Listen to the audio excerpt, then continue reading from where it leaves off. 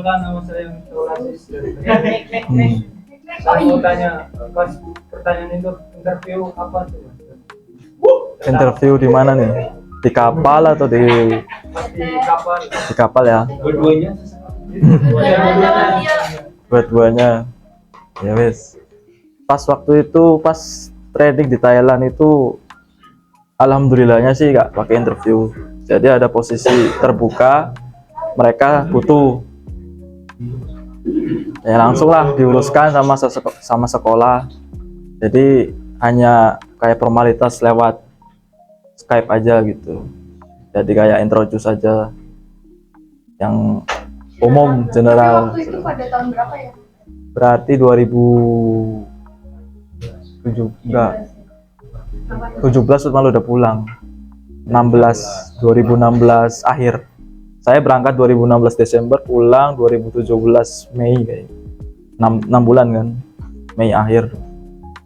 Nah, terus kalau di kapal waktu pertanyaannya sama juga introduce sama kalau misalkan umum ya pertamanya kan kita kan punya 2 user maksudnya 2 kali sesi, pertama sama agen, yang kedua sama user langsung berhadapan orang luar negeri.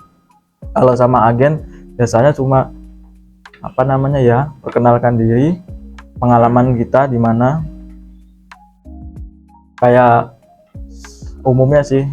Karena kalau yang agen itu gimana caranya kita menyampaikan dari speak Inggrisnya itu, bicara bahasa Inggrisnya itu. Nah setelah misalkan lolos, lanjut ke usernya itu dari waktu itu saya dari Filipina, langsung di agen. Nah itu ditanya, misalkan kita kan waktu itu kan kayak ke itu ya, ke Gale kan, ke Gale berarti intinya ya apa sih yang kamu ketahui tentang Gale kayak gitu. Terus apa aja sih yang dicuci sama Gale? Apa terus kayak pokoknya detail tentang Gale itulah kayak gitu. Cuma waktu itu saya tiga pertanyaan, nggak banyak-banyak karena saya jawabnya ya lantang, lancar. Jadi nggak banyak ngomong, langsung diterima begitu. Intinya kalau pas teman-teman nanti interview, gimana cara berbahasa Inggris teman-teman sekalian itu yang di nomor satukan gitu. Iya. Biar pertanyaan selanjutnya itu nggak bakal ditanyain. Kalau teman-teman di awal bahasa Inggris sudah makin banyak pertanyaan tersebut. Tapi kalau sekali pertanyaan kamu jawabnya diperlebar, dipanjang sendiri, nggak cuma ini nih, udah. Karena kan didengar enak kan. Oh iya nih, berarti anak udah bisa bahasa Inggris lah, masih. Ya cukup. Dari Brebes, Mas waktu berangkat itu lewatnya agen mana Mas? Terus total habis berapa? Ya, terima kasih atas pertanyaannya. Saya dari agen Alpha Masaksai itu pusatnya di Filipina juga, punya cabang di Jakarta. Terus buat total biaya itu buat sertifikat aja ya sekitar 7-9 juta lah. Karena kita punya sertifikat BST, SAT, CCM, buku pelaut, ya kan. Kalau paspor mungkin kalau misalkan kita sudah training kan udah ada. Terus sama medicalnya itu sekitar 3 juta.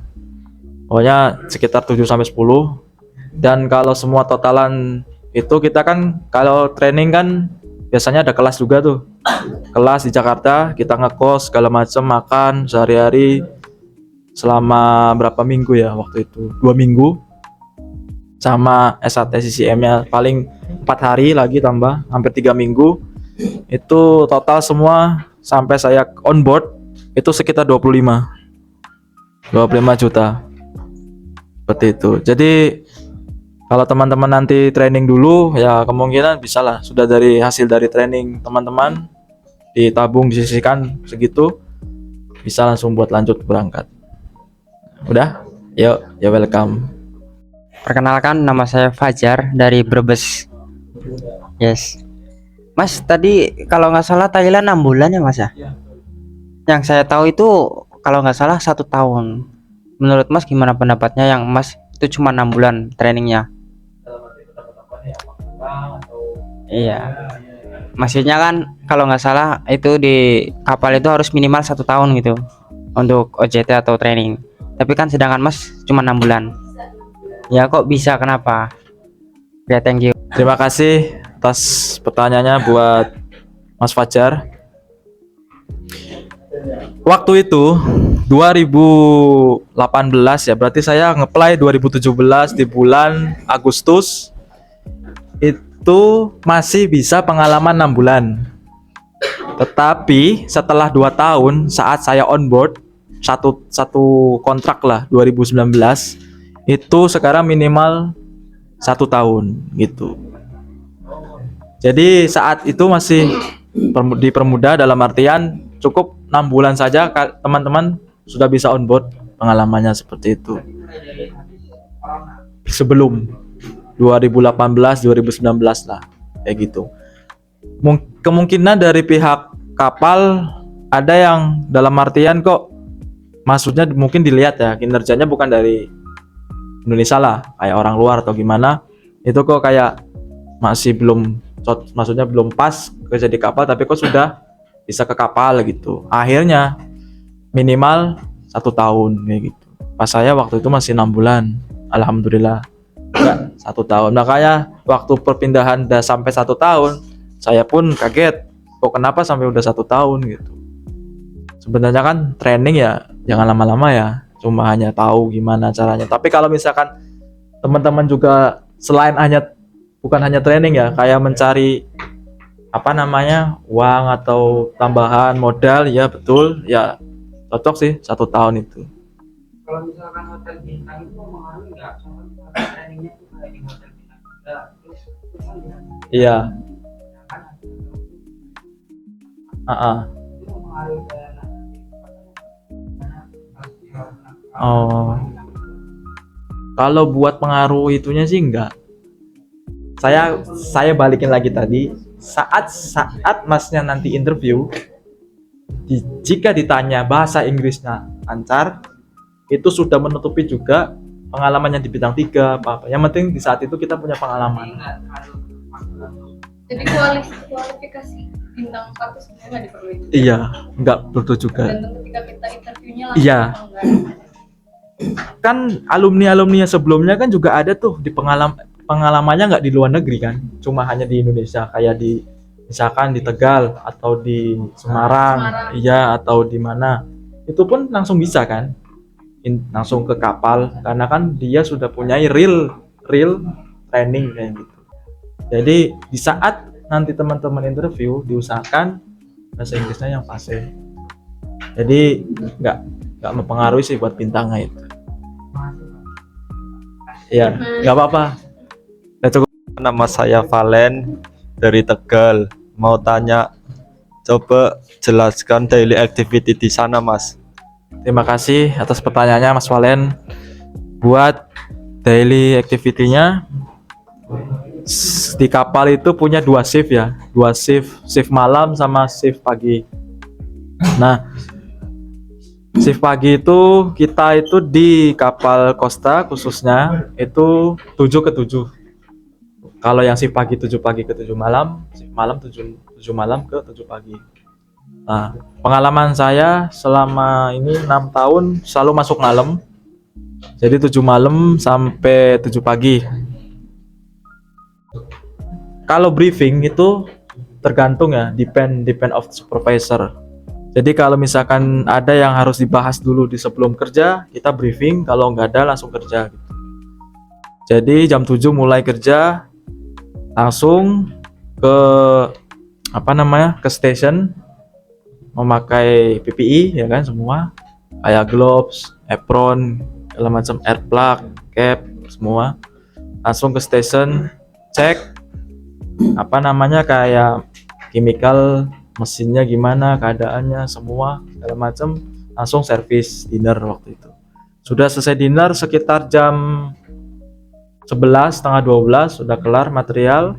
Di situ kita ngambil chemical di chemical locker, ambil chemical, sabun segala macam buat bersih-bersih kan, cleaningan di malam hari. Start cleaning ada yang biasanya istirahat dulu. Kita itu 7 ke 7 ada punya break 1 jam. Jadi masing-masing ya. Kalau misalkan mau istirahat dulu boleh 1 jam ngambil, apa langsung start cleaning boleh, nanti selesai cleaning baru istirahat kayak gitu. Tapi ada juga yang supervisor satu serempak jam sekian breaknya kayak gitu.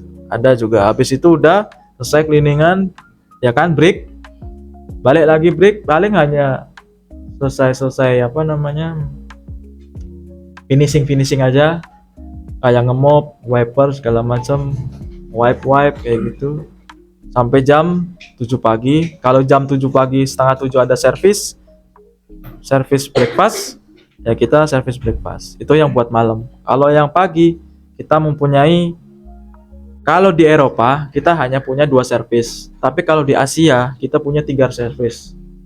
Kalau di malam itu ada namanya first sitting sama second sitting lah. Kalau di Asia dinernya itu kan jam 5.15, jadi first sitting ikutnya yang ke shift pagi.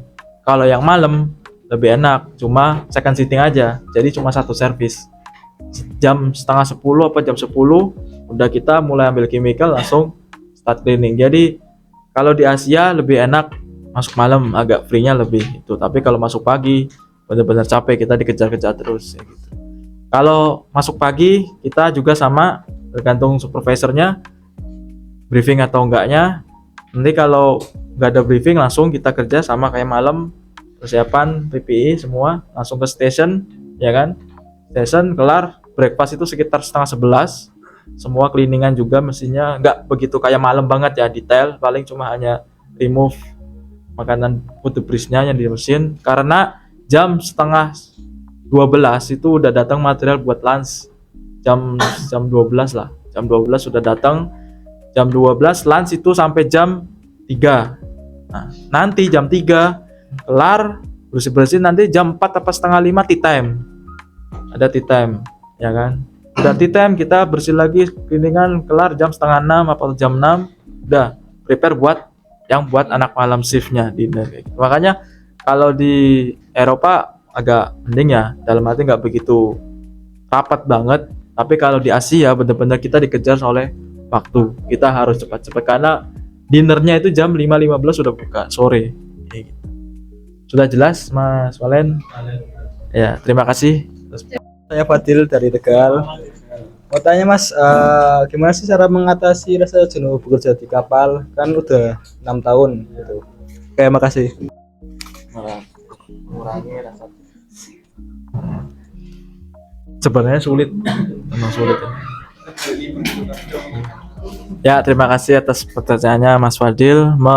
Gimana caranya mengurangi rasa jenuh di kapal? Pas saya first kontrak ya, di awal-awal emang sulit, emang bener-bener sulit, karena kita harus adaptasi yang dari rumah, yang biasanya mungkin santai apa segala macam, kita rubah semuanya itu di kapal gitu. Karena dimana kita di kapal, kita kan ke kapal sendiri ya, bukan sama siapa-siapa kan. Makanya gimana caranya kalau kita, bukan dari diri kita sendiri, siapa lagi kan begitu. Untuk mengurangi rasa jenuh itu, kita itu kan ada free time ya, berarti selesai duty. Misalkan duty kita kan tadi kayak 7 ke 7 kan, 12 jam. Nah, kita kan punya juga off duty-nya kan juga sama 12 jam kan. Nah, itu di situ kita bisa, kalau yang anak malam free pagi kan, berarti otomatis pas kita nyandar bisa keluar dong tentunya, jalan-jalan bareng teman-teman. Iya gitu, kayak toko-toko apa mau belanja atau mau jajan atau mau foto-foto silakan. Tapi kalau yang anak pagi emang agak sulit. Tetapi kalau anak pagi di malam hari biasa kayak ada party, kayak ada special dinner, kayak ada bioskop, kayak ada pertunjukan-pertunjukan. Jadi itu bukan hanya buat tamu, tapi sekarang di kapal kita juga ada buat kru kayak gitu. Jadi bukan hanya buat tamu aja gitu. Kan kita kan di kapal kan ada fasilitas gym, ada kru bar, ada apa lagi ya? Ya ada kasino, tapi itu khusus tamu, khusus khusus tamu buat kasino. Ada, oh iya, ada kolam renangnya juga kayak beach gitu, kolam renang. Terus ada di situ kita ada crew welfare ya. Kita itu pinjam, kayak bisa pinjam apa aja di situ, kayak gitar, yang bisa main gitar, suka musik, free pinjam khusus kru. Terus jika kita mau main bola futsal, ada juga pinjam bolanya. Yang suka basket juga ada lapangannya di open deck di atas. Itu anak pagi biasanya seperti itu, menghindari rasa jenuh. Dan yang terpenting lagi, kalau misalkan mengurangi rasa jenuh, pasti kita kan kita punya satu tim, dalam arti shift yang sama kan. Nah itu kita bisa kayak kumpul, kayak sharing gimana sih kerjanya gini, tadi gimana gitu, apa ada masalah apa gimana segala macem kayak gitu. Pokoknya gimana dari kitanya yang menghargai dan respect ke teman juga nanti bisa respect ke kita gitu.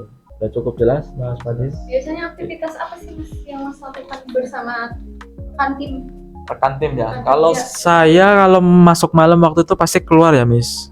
Pasti keluar, kalau enggak kumpul, kalau enggak kan biasa kan kalau misalkan kita kan juga ada SIM card ya. SIM card itu biasanya kita ngabisin waktu spare time-nya itu ya kayak internetan di atas di open deck kayak gitu sama teman-teman kayak gitu. Kayak juga sambil sharing ngobrol-ngobrol kayak gitu kan. Nanti paling jam 11 apa setengah 12 kita turun buat istirahat, prepare buat masuk lagi kerja kayak gitu. Itu sih yang sering dilakukan. Waktunya bisa makan. Iya. Sejam.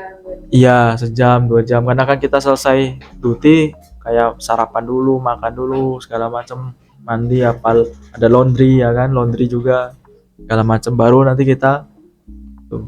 Kalau sering kumpul kayak gitu emang waktu emang terasa cepat sih. Nanti bangun udah lagi kerja kelar, nanti kumpul lagi seperti itu. Iqbal dari Kluwut mau bertanya, di bagian galley steward itu pressure-nya apa aja Mas di situ? Terus bagaimana cara menanganinya selama di situ? Apalagi baru first kontrak di situ. Iya, thank you Mas, itu aja. Ya, terima kasih buat pertanyaannya Mas Iqbal. Saya mau tanya dulu di sini, maksudnya dalam arti pressure itu yang lebih detailnya gimana ya? Dalam saat kerja gitu. Saat kerja ya. Oh iya. Pressure dari tamunya atau rekan kerjanya atau atasannya? Oh. Semuanya. Baik. Oke.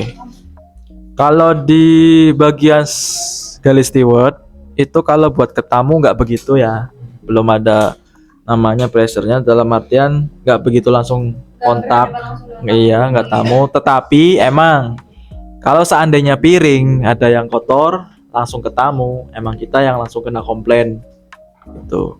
Nah, cara mengatasinya ya gimana caranya, kita mungkin lebih teliti lagi ya kan, cara mencucinya, apa pre-wash-nya, apa masuk mesinnya juga agak nggak banyak atau agak dikitin kayak gitu. Kalau buat tamu sih hanya paling itu aja, karena kan kalau tamu itu biasanya langsungnya kita ke supervisornya kita, nanti supervisor yang baru ngomong ke kita kayak gitu. Yang pressure-nya benda-benda itu kita ya dari atasan sama sebenarnya dari atasan sih. Kalau dari departemen lah kayak cook juga, komis kayak gitu juga nggak begitu.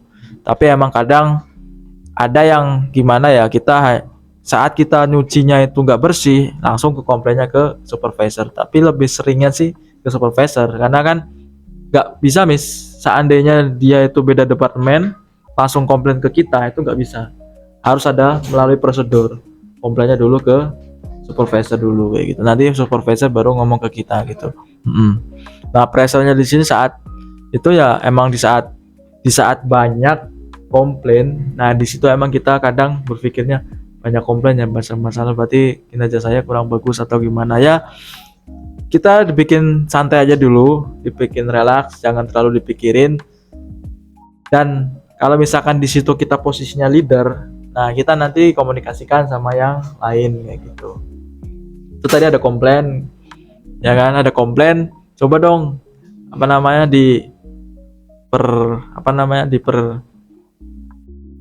diperkecil kesalahannya gitu, apa yang tadi dikomplain kayak gitu kan. Terus kalau misalkan emang masih terus atau mungkin ngelunjak, ya mungkin kamu bisa bilang ke supervisornya, saya sudah kayak gini-gini, nggak tahu dari pihak waiternya apa dari komisnya yang nggak makanannya nggak bagus atau gimana kayak gitu ngomong. Gimana caranya selagi kita benar, kita berpendapat nggak masalah. Kalau Gitu loh. misal Mas sudah meminimalisir Heeh. kesalahannya, tapi tetap ada komplain, Ada komplain, saya biasanya ya mengatasi tersebut malah gimana ya, kayak bukan nantang ya, tapi bilang yaudah saya pindah aja tempatnya kerja, tunjukin siapa sih yang salah kayak gitu. buktinya apa? Iya, Soalnya buktinya apa? Mas Dalam- sudah meminimalisir Iya, kesalahan. sudah minimalisir, masih komplain aja kan. Namanya kita kan gimana ya, namanya orang sudah minimalisir, gimana caranya kita kaum ya pasti kan udah capek kan Tapi komplain. pernah Mas untuk menghadapi seperti itu? Sering Miss, Oh, hampir setiap hari. oh ya. Hampir setiap hari kayak gitu. Boy, gimana ya, namanya kalau kita sudah servis itu udah kayak ya iya udah gimana ya, prosedur kadang juga udah nggak diikutin yang harusnya gimana kayak gitu. Pokoknya sudah kayak bukan di bayangan lah kayak gitu. Pokoknya udah hancur aja gitu. Kenyataannya Iya, kenyataannya udah Iya. beda sekali gitu. Bukannya saya nakut-nakutin, tapi ini bener-bener saya sharing apa yang ya, dihadapin? sharing ya, biar nanti saat teman-teman naik ke kapal jadi udah tahu gitu loh. Iya. Dan nggak kaget, nggak apa, oh iya bener ya mas yang itu, mas ini bilang oh iya gini, berarti saya harus gini kan gitu. Bukannya saya nakutin, nggak. Tapi di garis timur itu kerjanya kerja tim kan? Bukan Iya, bukan kerja tim, pasti kerja tim. Satu dishwash itu biasanya ada 6 orang 7 orang kayak gitu. Nggak sendiri. Kalau sendiri pasti berat, nggak sendiri kok. Udah sih, pressure-nya itu pasti dari itu sih mas, dari Kalau supervisor. dari sama Tim kerja ya satunya ya mungkin itu kayak, kalau tim kerja itu kayak kita ngasih masukan tapi dia kayak nggak terima apa gimana kan, ya caranya ya kita ngomong baik-baik, ini kita kerja tim ya kan, namanya kita kerja tim harus dikerjakan bersama-sama, bukannya sendiri gitu. Seandainya juga nggak bisa, bilang ke supervisor, bos ini nggak bisa kerjasama nih, gimana solusinya, apa yang saya lakukan, minta solusi ke supervisornya. Kalau sudah benar-benar nggak bisa ya, pengalaman saya sih selalu bilang ke teman saya dulu, tim saya, kalau emang sudah nggak bisa, baru, bukannya saya nggak mampu ya, tapi udah benar-benar nggak bisa dibilangin lah, bilangnya gitu. Siapa tahu ketika seperti Iya. evaluasi Bisa dihandle dan dia juga bisa berubah gitu.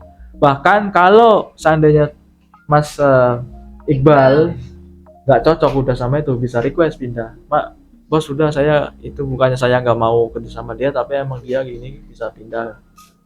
langsung biasa saja.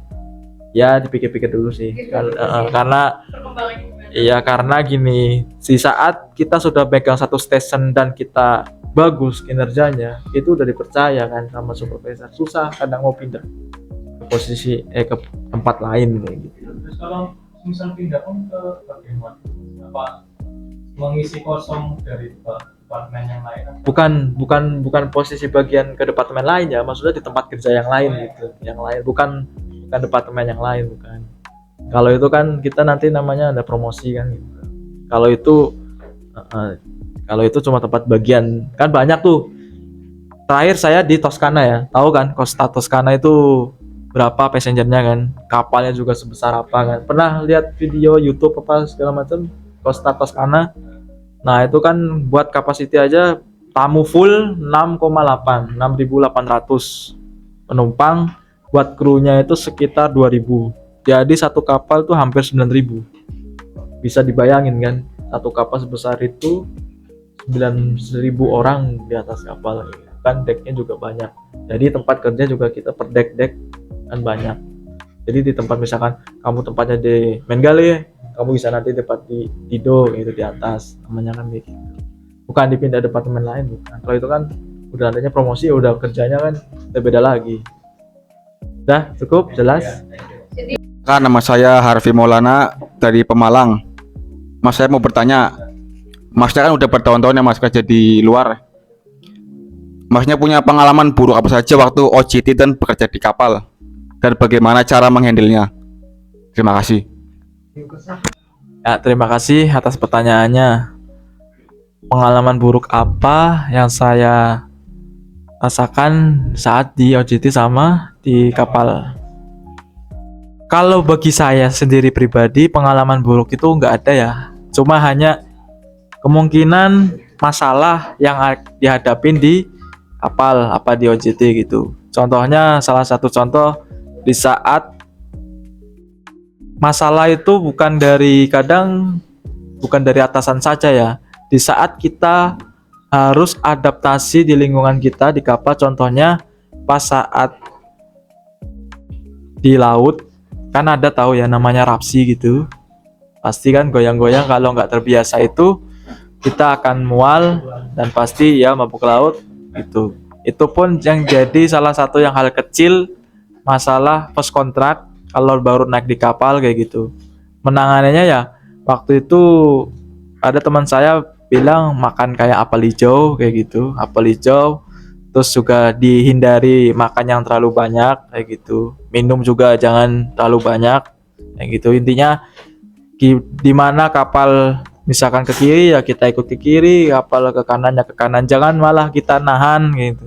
Kalau nahan malah nanti bener-bener rasanya dari perut itu pengen keluar kayak gitu. Terus kalau dari masalah di pekerjaan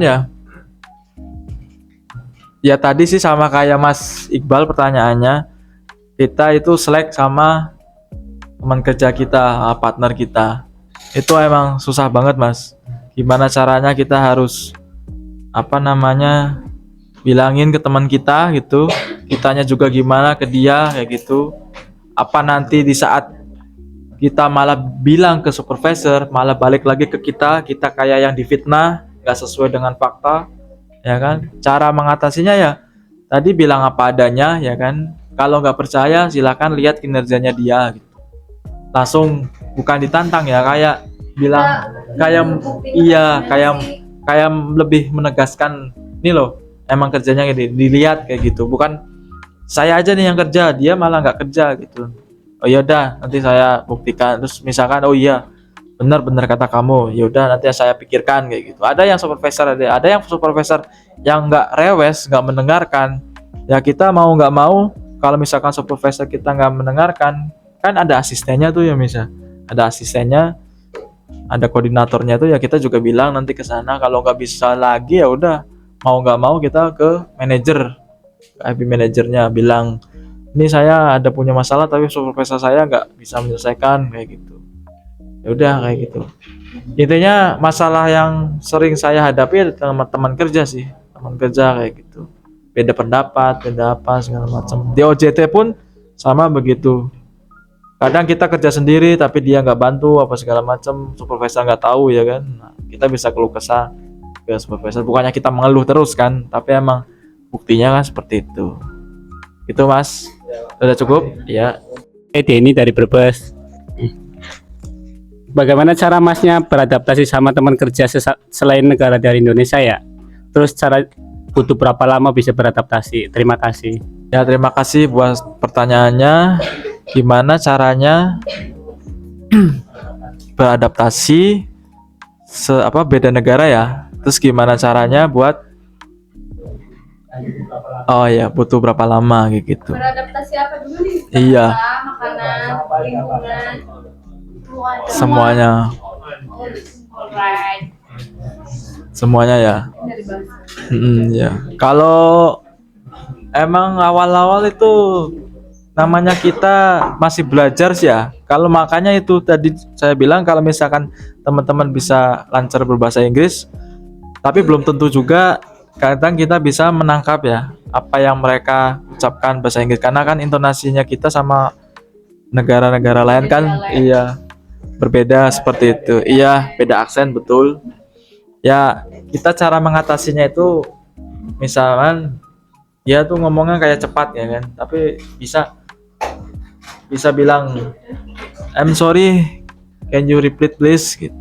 Karena kurang nangkep. Iya gitu bisa. Iya, itu yang pertama. Yang kedua, kalau misalkan emang dia nggak bisa atau emang saat kita kerja Ya mungkin nanti besoknya pas kita free time, kita banyakin ketemu dia dan biasa komunikasi dengan bahasa Inggris seperti itu. Ketemu langsung sama orangnya kayak gitu. Jadi lebih tahu intonasinya dia, ya kan? Apa sih yang artinya yang dia sampaikan seperti itu. Ada lagi yang bisa caranya dengan belajar dari yang sudah lama di kapal. Maksud dalam artian yang misalkan kita baru naik nih ke kapal, ya kan? Baru naik ke kapal, terus kita tanya, Mas, maaf, ini apa sih artinya kayak gitu? Saya kok kurang paham ya, bisa tolong jelasin nggak kayak gitu? Oh, ya nih Mas, gini-gini, ini yang artinya kayak gitu. Bisa kita tanya ke teman kita yang sudah tahu, iya senior di situ, kayak yang lebih lama di kapal. Dan butuh berapa lama buat adaptasi kayak apa nama tadi ya, bahasa itu. Saya waktu itu sekitar, tergantung kita masing-masing ya. Ada yang cepat cuma hanya 1 minggu, ada yang 2 minggu, ada yang lama juga 2 bulan, ada yang belum bisa nangkep banget karena kan baru pertama kali kita ketemu kan, beda negara. Tapi pada umumnya sih ya 2 minggu sampai 1 bulan lah, udah bisa memahami semua intonasi beberapa. Oh ya, ini dari negara Itali, dari negara Spanyol, Filipina, dari India, dari Mesir, ya kan? Oh gini artinya gini. Itu sekitar 2 minggu sampai 1 bulan. Kalau buat makanan itu balikin lagi ke diri kita. Di saat kita masih ke bawah lidahnya sama di Indonesia, itu sekitar 2 bulan, Mas. Kalau buat makanan ya, buat makanan itu 2 bulan. Tapi kalau misalkan seandainya kita sudah bisa beradaptasi cepat ya 1 bulan lah. Rata-rata 1 sampai 2 bulan kalau makanan. Karena emang susah banget adaptasi buat makanan rasa itu yang dari kita biasa di Indonesia, ya kan. Apalagi kita langsung di Eropa kan ya, biasanya kan kalau sayur di sini kan dimasak semua ya. Di sana kan ada yang langsung cuma dicuci, cuma direbus langsung ya kayak gitu dimakan kayak gitu. Jadi nanti kita ada salad yang seperti itu kayak gitu. Kalau buat lingkungan kapal sekitar kita kan di situ kan ada mentor ya. Mentor itu kan yang membimbing kita saat kita naik kayak gitu. Kalau di Galley Steward itu ada mentor itu 2 minggu. Ya paling tidak kita sudah memahami itu ya 2 minggu itu. Udah mentor selesai, di mentoring kan kita sama senior kita. Nah paling 2 minggu terus benar-benar kita paham semuanya. Ya nggak paham semuanya sih, dalam artian di lingkungan kerja kita buat kru ya spesialnya tuh 1 bulan lah. 1 bulan kita udah tahu di lingkungan yang tempat laundry kemana, tempat makan mes itu kemana, tempat cabin teman gimana, di mana tempat cabin kita, di mana tempat office-nya supervisor, office-nya yang apa namanya ngurusin kita kru kayak gitu, di mana kru bar, di mana tempat smoking point kayak gitu sih sekitar 1 bulan. Apalagi kira-kira dari bahasa, makanan, tempat, lingkungan, apalagi yang kalau cuaca di Eropa itu khususnya saya biasa di Eropa ya, sama di kontrak kemarin di Eropa, kontrak lalunya itu di Asia. Kalau di Asia hampir sama sih kayak di Indonesia ya. Jadi kayak nggak begitu ekstrim banget, dalam arti kita bisa adaptasi ya kan. Paling hanya lebih panas dikit di sana, kayak contohnya kayak di Jepang, apa di Korea gitu. Tapi di saat udah musim dingin, dalam arti berarti kan musim dingin itu dimulai dari bulan September ya, September, Oktober, November. Itu juga kalau di Korea itu juga, Jepang itu juga ada musim dinginnya, rasa musim dingin kayak gitu. Caranya ya kalau misalkan teman-teman nanti bawa jaket, persiapkan bawa obat-obatan pribadi, banyakin istirahat ya kan. Kalau misalkan teman-teman nanti kerja saat kayaknya capek sekali, ya sudah, misalkan biasa kumpul sama teman, ya udah dikurangin dulu kayak gitu, kayak lebih banyakin istirahat. Di Eropa pun sama seperti itu. Ada yang panas, ada yang pas musim dinginnya ini. Terus kalau di Karibian, di Afrika Selatan sana sama-sama kayak gini, malah lebih panas di sana. Pulang-pulang kadang kita kulitnya ya hitam, nggak bisa putih kayak gitu. Kayak di sini kayak gitu, emang lebih panas di sana, nggak ada musim dinginnya, nggak ada. Makanya kapal-kapal yang di Eropa kalau sudah musim dingin itu mesti larinya ke Brazil, ke Karibian, pokoknya ke Dubai, ke Asia kayak gitu. Jadi menghindari musim dingin. Kalau udah musim dingin kan salju ya. Kita emang bener-bener kalau musim salju ya pakai jaket, sering minum air hangat, banyakin istirahat seperti itu. Apalagi udah cukup kiranya. Oh iya ya, buat sholat. Kalau sholat itu kita kadang melihat waktu ya, dalam arti di saat kita perubahan pagi sama malamnya tuh ya hampir sama lah sama di sini, paling hanya beda setengah jam atau 1 jam kayak gitu. Misalkan kita di sini setengah 12 udah zuhur, jam setengah 1 di sana baru zuhur. Nanti asar jam biasanya jam 3 di sini, nanti di sana jam 4 kurang baru kayak gitu. Maghribnya kadang di sana itu kalau malam lebih cepat ya, maksudnya lebih pendek malamnya kebanding pagi. Di sana kalau di Eropa itu maghrib itu sekitar jam 9 apa setengah 10 itu baru gelap itu. Jadinya ya maghribnya sekitar jam segitu. Kalau isya ya bisa perhitungan sendiri lah, 1 jam kemudian kayak gitu. Iya, kira-kira sendiri. Kalau enggak kan kita bisa download aplikasi yang itu, dilihat di daerah situ jam berapa sih kayak gitu. Kalau buat izin ya, kalau buat izinnya buat sholat itu kita tergantung dari jam kerjanya kita. Misalkan malam berarti kan maghrib sama isya sama subuh ya. Tapi kalau pagi kita kan yang jam kerja juga sama asar doang tuh. Jadi kalau subuh, maghrib, isya kan kita udah free. Jadi bebas lah. Ya di sempat-sempatnya bilang kalau misalkan nggak bisa, ya namanya kita di laut ya. Iya kayak musafir gitu kan, kita berkeliling maksudnya berbeda tempat, tapi ya di kodo lah, di double kayak gitu. Iya karena kan kita berpindah-pindah kodo dan kodo. Di kodo ya kayak gitu. Ya, udah apa ada lagi? Cukup. Udah, jadi tadi poin yang Denny tanya apa aja? Cara beradaptasi dalam lingkungan, bahasa ketika beradaptasi sama lingkungan, kan kamu nggak tahu apa-apa tuh pertama pas kerja di kapal. Pasti awal-awal tetap ada Ya terima kasih atas pertanyaannya Mbak Santa. Apa aja sih yang udah saya dapatkan promosi di kapal ini selama 6 tahun? Sebenarnya kalau dibilang promosi udah ke 2 departemen. Yang pertama itu ke fotografer. Terus yang terakhir kemarin 2 kali itu ke asisten storekeeper linen di hotel storekeeper. Hotel storekeeper. asisten apa? Asisten storekeeper. Jadi storekeeper hotel itu Gudang. kayak di gudang. Jadi kayak tokonya yang di kapal gitu loh, Miss. Kayak peralatan-peralatan seperti buku, segala macam perlengkapan kita, uniform, segala macam itu kita di situ di departemen itu. Nah, kalau misalkan ditanya lagi promosinya itu ya kadang ditawarin, Mas mau ke ini enggak, ke waiter, Mas mau ke cook enggak, kayak gitu. Semua alhamdulillah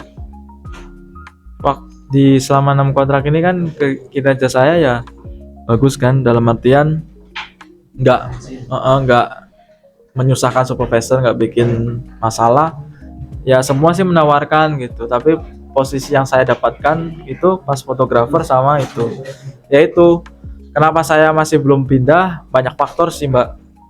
Yang pertama, sekarang kan posisi kapal kita kan sedikit ya, dan krunya masih banyak, kadang yang seluruh penjuru dunia, jadi kita kayak giliran lah kayak gitu, masih nunggu kayak gitu. Sama yang kayak misalkan kita sudah lolos interview di sini, kayak masih nunggu kan. Nah seperti itu.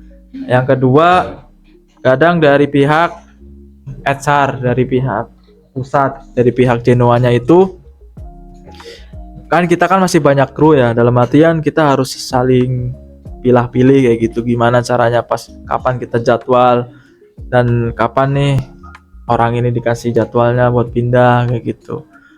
Yang ketiga, masih belum ada job kosong di bagian tersebut kayak gitu. Jadi kayak masih kita menunggu, dimana di saat mungkin ada yang send off dadakan, ada masalah problem family ya, mungkin kalau misalkan emang kita udah rezeki kita ya kita yang diambil kayak gitu. Ada lagi kalau yang belum masih belum naik, ya balik ke nasib ya, ke alam gitu aja sih. Rezekinya emang masih belum dikasih buat naik ya, masih begitu, masih bertahan gitu sih. Kalau ditawarin mah ya sudah banyak karena kan sudah lama ya, 6 tahun kan, 6 tahun, jadi ya masih belum rezekinya aja. Mudah-mudahan sih ini nanti kontrak ini ya bisa nanti kayak gitu.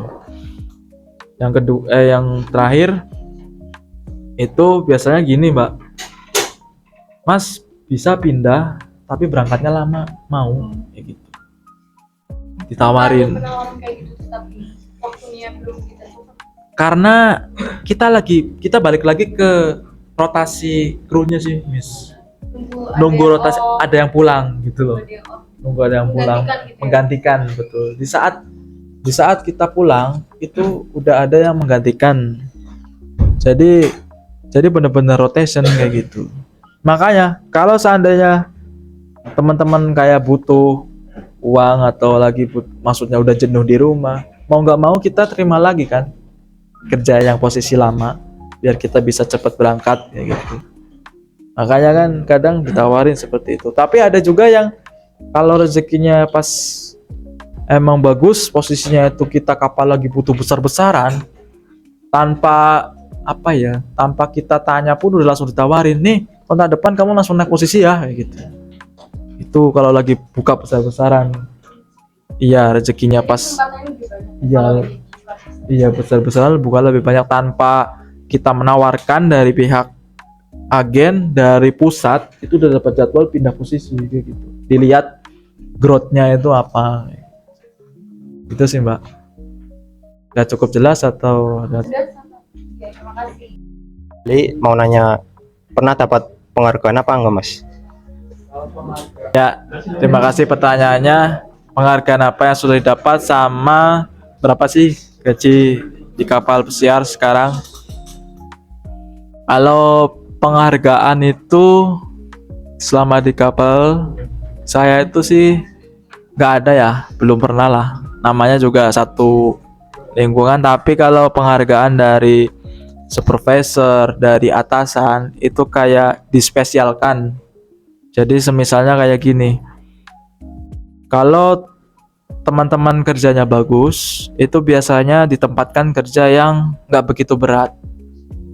Dalam arti nggak sibuk-sibuk banget lah kayak gitu. Yang kedua, kayak ada special dinner. Special dinner tuh kayak kita itu dijadikan tamu. Kita bisa makan di restoran seperti tamu. Yang ngelayanin juga kru seperti itu. Saya pernah kayak gitu. Terus apalagi ya? Oh ya, ada yang namanya dinner off. Dinner off itu kita misalkan nih, kita kan kerja jam 7 ke 7 pagi kan. Nah, kita itu dapat dinner 3 jam, dinner off. Jadi nanti kita masuk jam 10 sampai jam 7 kayak gitu. Plus masih break 1 jam gitu. Jadi kita kerja hanya dikurangi 4 jam, berarti 8 jam saja kerjanya seperti itu. Kalau penghargaan yang kayak dapat sertifikat atau apa sih masih belum sih, cuma hanya dapat dispesialkan saja, dibedakan dari yang lain seperti itu. Kalau buat gaji di Galley Steward sekarang 600 sampai 800 dolar. Bisa dihitung kan berapa? 600 sampai 800 itu hanya basicnya sih sekitar 560 ya. Basicnya 560, tapi kan kita di situ banyak insentif, ada tambahan juga. Jadi bisa sampai 800 kayak gitu. 6 sampai 800 dolar Amerika. Udah cukup? Ada lagi? Oh ya.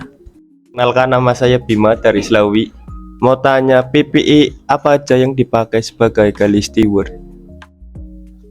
Di Galley Steward ya Mas, yang pertama itu ada apron yang depan sini buat menghalang kita saat cuci, terhindar dari noda-noda langsung ke baju kayak gitu, langsung apron.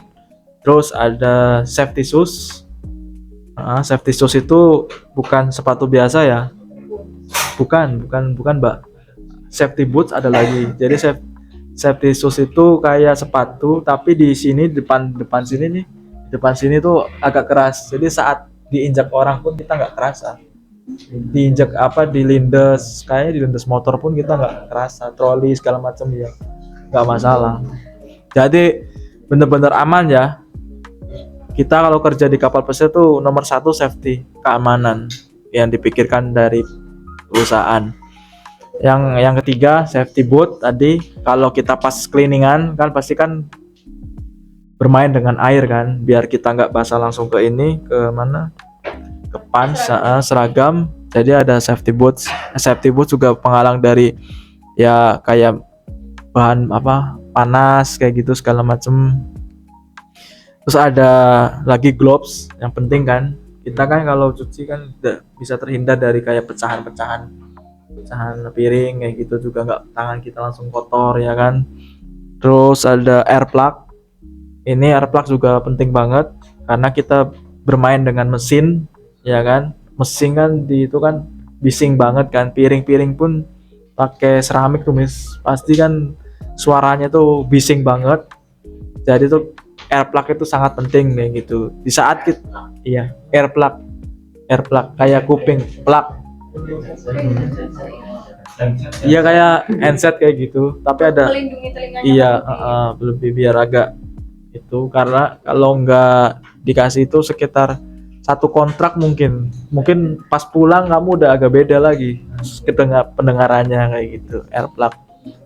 Terus cap fungsinya buat kalau kita kan di bidang food handler kan langsung menyentuh piring kan buat makanan ya kan.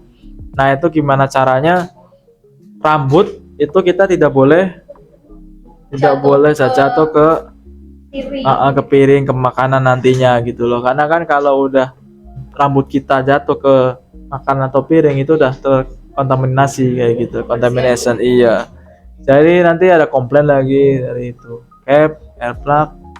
Kalau pas cleaningan kita tambahan ada Google kayak kacamata gitu, buat biar chemical itu kalau kita spray kan, kita punya spray juga kan, itu biar nggak ke mata kita, biar aman. Terus kalau misalkan kita lagi bermain dengan grill kan kayak oven kayak gitu kan pakai chemical kan, biar bisa hilang, itu ada mask tersendiri, mask ada komplit kayak gitu.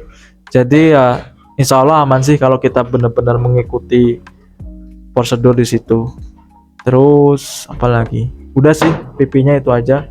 Dari cap, terus apron, air plug, gloves, terus mask, goggles, terus safety shoes, safety boots.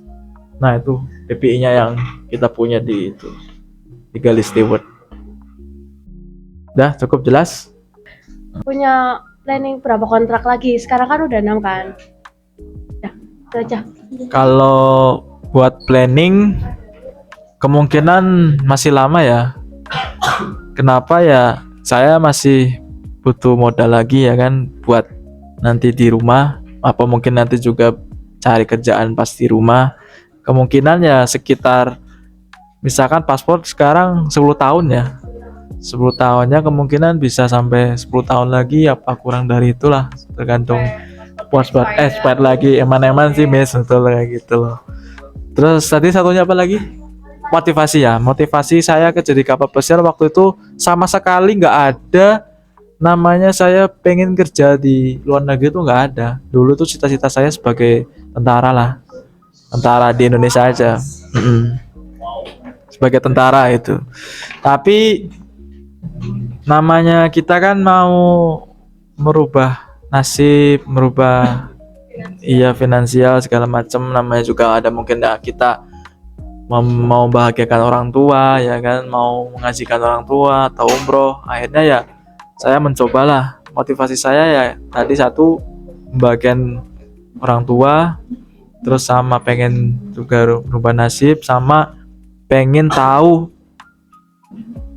di negara-negara dan bahasanya tuh gimana sih, kota-kota di luar negeri tuh gimana sih, pengen jalan explore lah, lebih jalan ya gitu. Itu aja sih. Perkenalkan, nama saya Ajis dari Brebes. Mau tanya Mas, apakah ada asuransi selama di kapal? Udah itu aja. Ya, terima kasih pertanyaan yang bagus, itu sangat penting ya asuransi.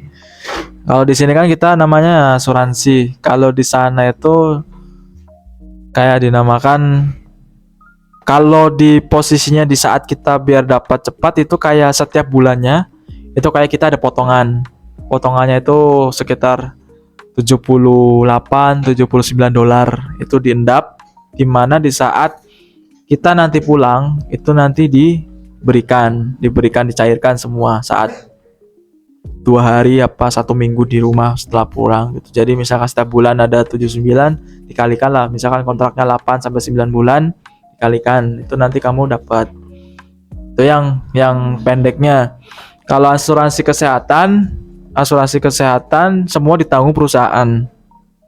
Contohnya misalkan masnya sakit yang cukup parah ya, nah itu nanti ditanyakan dulu, diinterview dulu, diinterogasi ya kan, apa benar ini.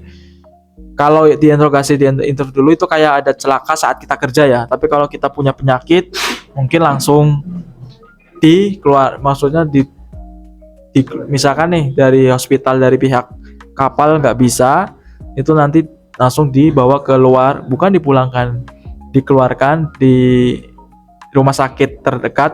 Misalkan kita saat ini lagi ngepot di Civitavecchia kayak di Itali, nah itu nanti kita di situ nanti 1 minggu atau itu lama-lamanya ya, karena kan kita cruise 1 minggu nanti balik lagi ke Civita itu. Kalau lebih cepatnya paling dari pagi sampai sore aja sebelum kita berangkat lagi itu sudah pulang. Itu biaya sudah ditanggung perusahaan semua gitu.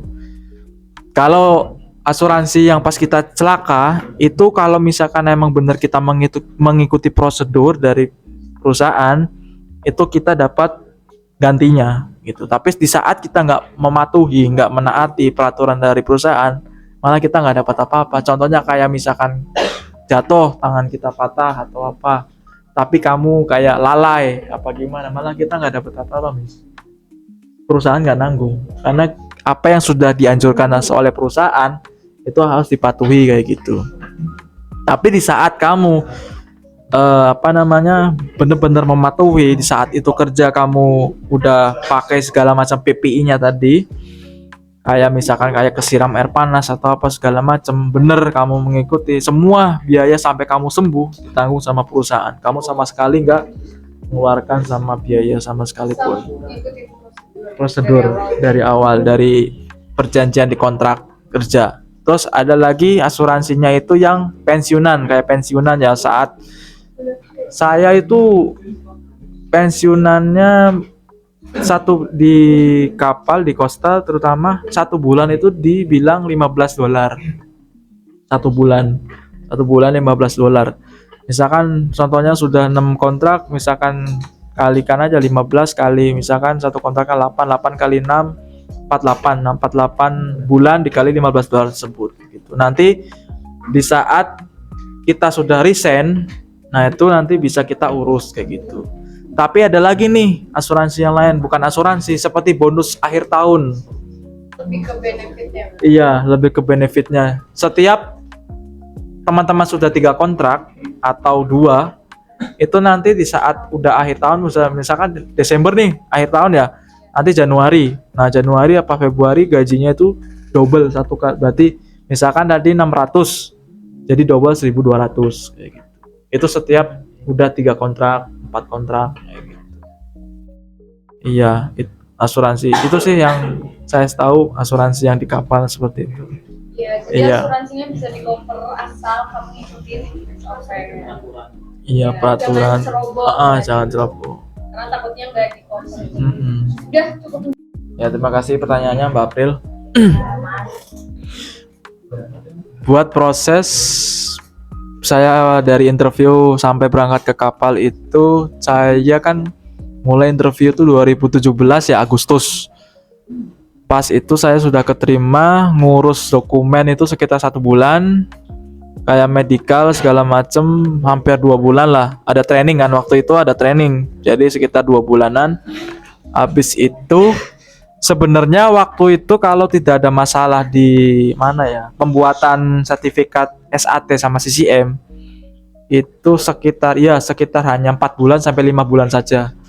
Tapi waktu itu saya nunggu pembuatan itu, kayaknya waktu itu ada masalah dari pihak sananya, jadi nunggu lagi 2 bulan, sekitar 8-9an lah, 8-9 bulan baru saya. Jadi saya join itu dari Agustus, saya join itu Juni. Sebetulnya di Februari sudah saya join, tapi gara-gara ada masalah kendalanya dibuat sertifikat itu, saya baru Juni awal baru berangkat. Jadi kalau memang cepat-cepatnya 4-5 lah kayak gitu. Tergantung sama Berkas kalau kalau berkasnya lama sudah ya. iya, berkasnya teman-teman sudah lengkap, malah lebih cepat dimasukkan di emailkan, ya lebih cepat. Tadi 4-5 bulan itu. Tapi kalau misal kayak pelaut sih, kayak SAT, basic safety training, SAT, security awareness gitu. Nah, itu kita nanti ada sekolah lagi kan di sana. Iya, pelatihan khusus selama 2 minggu lebih. Nah, makanya juga ada kayak training dari pihak kantor, ada ngurus sertifikat safety tersebut, ya kan, ada medical juga, ya kan, kita nunggu sekitar 4 bulan 5 bulan lah. Jadi ketika April mau mulai kapal, mungkin bisa nyicil dulu berkasnya. Iya, begitu. Tapi ini berkasnya. Iya. Perkenalkan, nama saya Lele Utari dari Brebes. Pertanyaannya apa tadi? Pengalaman berpuasa di kapal gimana, Mas? Kan udah 6 tahun kan di kapal ya, Mas? Iya, benar-benar realistis banget ini pertanyaannya. Puasa di kapal. Iya, benar. Kalau pertama pas kontrak saya kaget, jujur. Karena itu tadi maghribnya itu di jam 10 malam. Maghrib jam 10 malam, bisa bayangin ya. Dan imsak itu jam 4 subuh. Iya. Waktu pertama saya cuma puasa 2 minggu. Sanggupnya 2 minggu aja, setengah. Iya, mencoba dulu. Tuh pas kontrak ya. Alhamdulillah bisa 2 minggu. Amin. 2 minggu. Ya itu tadi, bayangin aja dari jam 4 sampai jam 10 malam. Terus cuma hanya itu di malam 10 sampai jam 4 aja kita bisa makan lagi, minum segala macam gitu. Mana apalagi kita saat kerja, ya kan. Tapi nggak ada kelonggaran gitu, Mas, buat yang muslim kalau lagi Ramadan kerjanya mungkin berikutnya tambahin 2 jam buat tidur. Sama sekali nggak ada. Iya, nggak ada istimewanya. Kecuali mayoritas di kapal tersebut kayak Holland America Line 50% kan muslim kan, dari orang Indonesia lah ya. Nah, itu pasti mungkin ada. Itu kayak kalau toleransi ya, terutama di waktunya, sama kayak ada apa sih ya, di saat buka puasa, dibuka puasanya. Kalau di kapal-kapal yang di Eropa, kalau sahur ada kita juga, sholat id pun juga ada, karena kan namanya di kapal kan lumayan ya, muslimnya kan bukan juga dari orang Indonesia aja kan, dari orang apa, negeri lain pun ada orang muslimnya kan. Jadi Ada yang ronda. Ronda membangunkan sahur. Iya. Dia tidak ada ya? Nggak ada di kapal pesiar. Hah? Ya pasti ada juga kayak gitu. Kalau ronda enggak? Ya.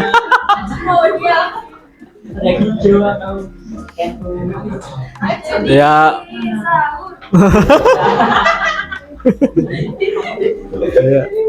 Terus iya, Mas Denny belakangnya. Mas Denny juga. Ya itu sudah beristri. Iya. Terus tadi kan ya tadi kan iya tadi kan itu kan pas kontrak ya, pas kontrak 2 minggu. Terus waktu second kontrak itu saya kena nggak ya? Kayaknya di rumah. Oh ya, bukan. 2 minggu di rumah, 2 minggunya lagi di kapal. Pas puasa berangkat. Iya, yang 3 kontrak. Kapal. Sholat Id ada. Iya, di kapal. Kan nanti kita disediakan apa namanya? Kita kan menghubungi dari pihak kapten kan, apa pihak yang apa diwajibkan, maksudnya gimana sih ini lokasi buat kita sholat, nanti disediakan di sini kayak gitu. Zakat Mas gimana? Kalau zakat nggak ada. Tapi diwakili kita di rumah apa? Iya, kayak gitu, diwakilin tetap sama orang tua kayak gitu. Iya, makanya. Iya nggak apa. Terus kontrak yang ketiga, alhamdulillah di rumah. Kontrak ketiga. Di rumah full, tapi di saat sholat Id saya berangkat. Ada panggilan berangkat. Emang semendadak itu? Emang boleh semendadak itu? Jangan terkejut tiba-tiba disuruh. Kalau kita berangkat ke luar negeri, nggak melihat waktu di sini senggang apa, kumpul keluarga apa enggak, Mbak? Kalau kita saatnya sudah bertugas buat berangkat. Misalkan kalau orang tua meninggal gimana Mas? Oh, kalau orang tua meninggal itu beda lagi. Saat kita sudah di kapal ya, kita nanti ngomong ke HR, ke HRD kan, ke HRD. Nah, misalkan kita sudah 4 bulan nih, udah 4 bulan izin pulang, wah sekitar 1 minggu apa 2 minggu, nanti kita balik lagi, Miss. Langsung balik, asal urgent banget. Tapi itu aja ya, kayak bener-bener dari keluarga inti, kayak adik, bapak, ibu gitu. Yang punya istri suami yang kayak gitu. Pokoknya satu kakak itu. Seperti itu. Iya benar, pokoknya satu keluarga. Tapi kalau kayak mbah, om, tante enggak, karena bukan benar-benar dari inti kayak gitu. Itulah tuh. Ya nggak bisa. Paling kalau bisa nggak dong. Lah di Eropa makanannya steak terus loh, beef kayak gitu. Steak Mas. Iya, disediain di kapal, di kayak gitu, makanannya kan udah ayam, beef, semua sana ada daging, pokoknya sepuas kalian lah kayak gitu. Makan mau lebih dari 3 kali, 4 kali, 5 kali boleh, kalau nggak apa-apa, terserah. Kalau perutnya masih sanggup.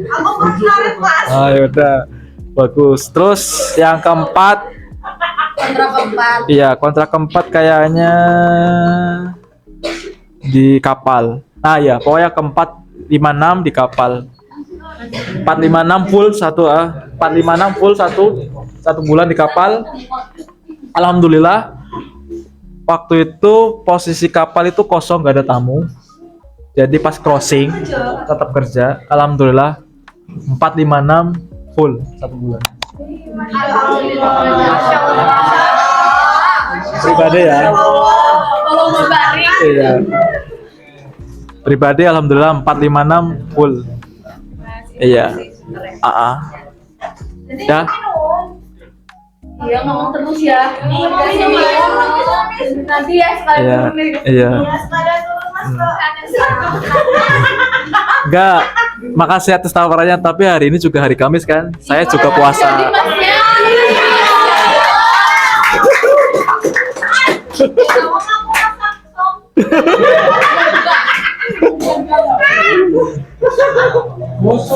Sudah? Terima kasih. But before we end our sharing session, I want to ask one question for Mas Denny. Barangkali ada yang mau disampaikan, mungkin memberi sebuah pesan atau motivasi kepada para CCTV.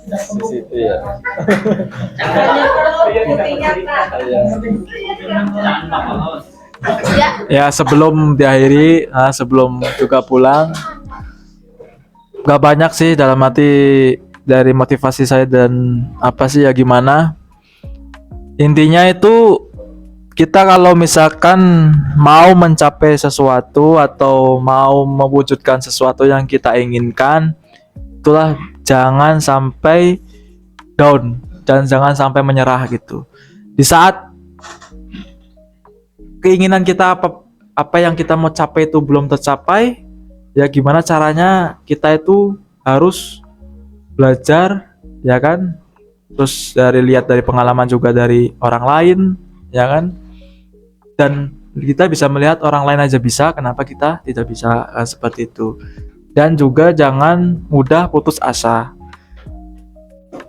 Yang paling penting itu sabar, karena kan nasib kita kan sudah diatur, ya kan, sama Yang Maha Kuasa. Jadi gimana caranya kita juga jangan melupakan lewat jalur langit lah, sepertinya itu, kayak berdoa seperti kayak gitu. Pokoknya ya. 2, usaha. Kalau tidak ada doa pun nggak ada apa-apanya, tapi kalau usaha ada doa, insya Allah akan tercapai. Udah sih itu aja. Ya.